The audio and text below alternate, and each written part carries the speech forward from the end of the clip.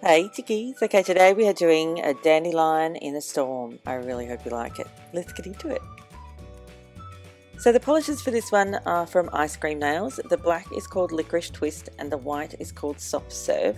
Now I understand that it's incredibly frustrating when I use products that you can't get a hold of, like, you know, the brushes from Stylish Nail Art Shop, which hopefully they'll be available soon. But things like this, like the iScream Nails nail polish collection, which you can't buy if you're not in Australia.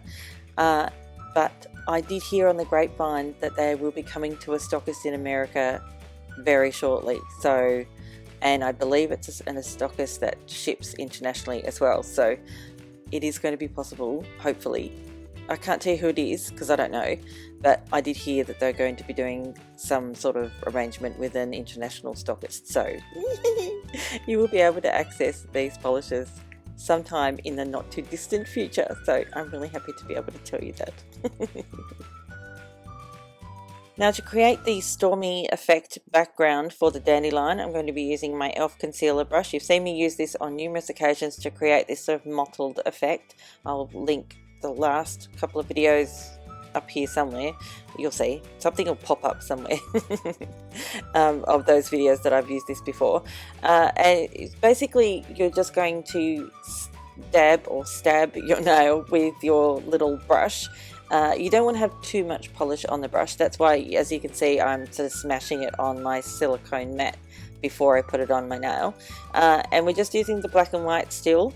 And if you get too dark, or if you go too dark, you can always come back in with a little bit of white to lighten it up a little bit. But what we're going for is a mottled, sort of stormy, scungy kind of look. I know it looks a bit scungy right now, but it's going to get better, I promise.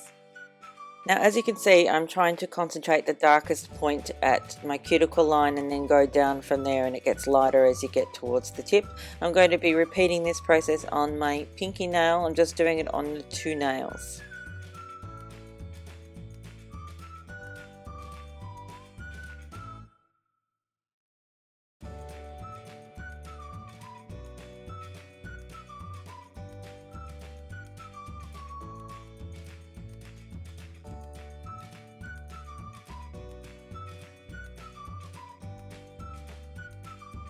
Now, as you can see, there's literally no mess that's created using this little technique. So I'm just using my Royal Majestic brush and my non-acetone remover to remove any of the polish that's on my skin, which is virtually nothing.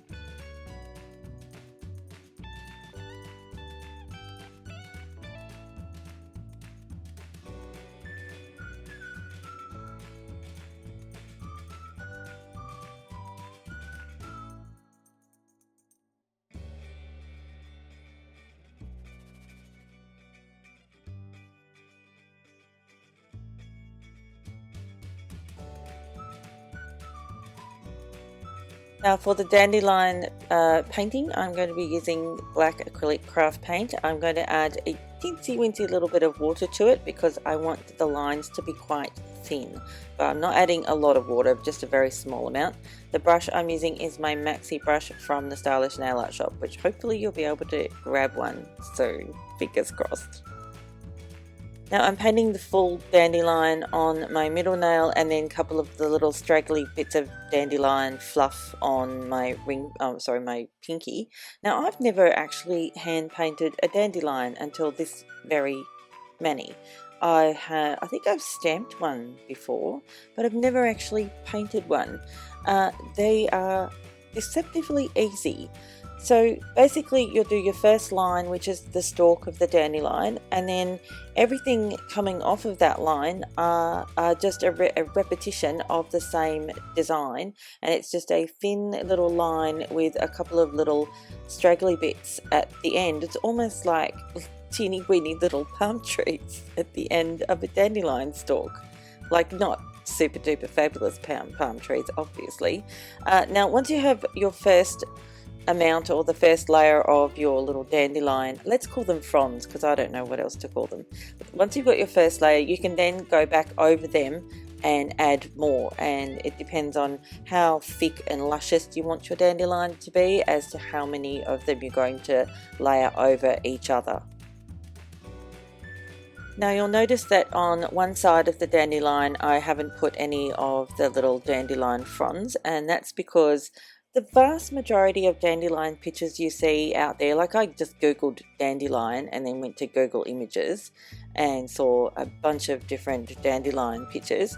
A lot of them aren't like a full dandelion, they're like mid sort of, I don't know what you would call that. Anyway, there's usually a gap on one side where some of the dandelion fronds have been blown away because, you know, someone's made a wish.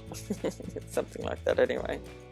As I said before, you're just going to keep layering those dandelion fronds over each other. You can make them shorter and longer if you want to, and we'll come back in over on the side where there's nothing, and we're going to add some little dandelion fronds that are actually sort of floating in the stormy air. It's really cute.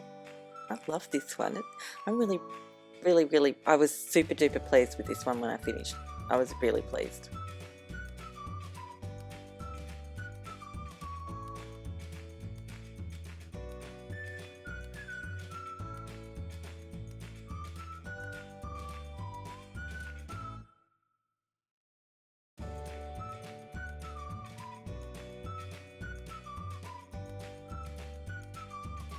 So now it's time to add those little dandelion fronds that are blowing away in the wind, and to do that all you need to do is a tiny little blob of paint, and then from that little blob you're going to do a line, and then you're going to finish the end of it exactly the same way as you finish the fronds, or the dandelion fronds that are on the actual dandelion. They're actually a lot easier to do than I thought they were going to be. I was a little bit intimidated by these, but they're really not that difficult.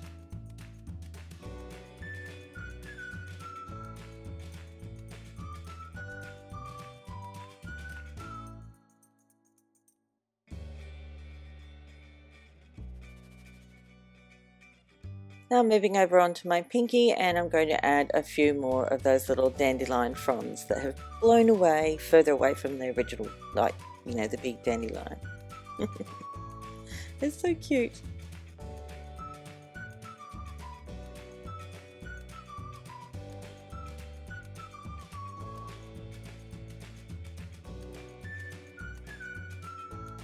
And once all your painting is completely dry, you can go ahead and add your favourite top coat. Mine, of course, is always Seche Vite, as per usual. Now, if you want to mattify that as well, that looks really nice as well. I didn't mattify mine, but if I had, I think it would have looked even better, because I wish I had now, damn it. Oh well, doesn't matter. Next time.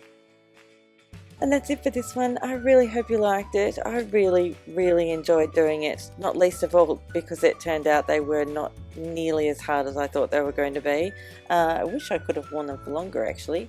Anyway, I wanted to quickly mention, don't forget that I'm giving away that big huge stamper from Bundle Monster very shortly. In my next video I will have details about how you can win it. Don't make sure that you're subscribed, because if you're not subscribed, I'm not giving it to you. Simple as that, really. Because, you know, that would kind of be silly. Anyway, thanks again for watching. I'll see you next time. Bye, chickies. Oh, and thank you for subscribing, because you want to, you know, anyway. And thanks for that delicious thumbs up. Bye.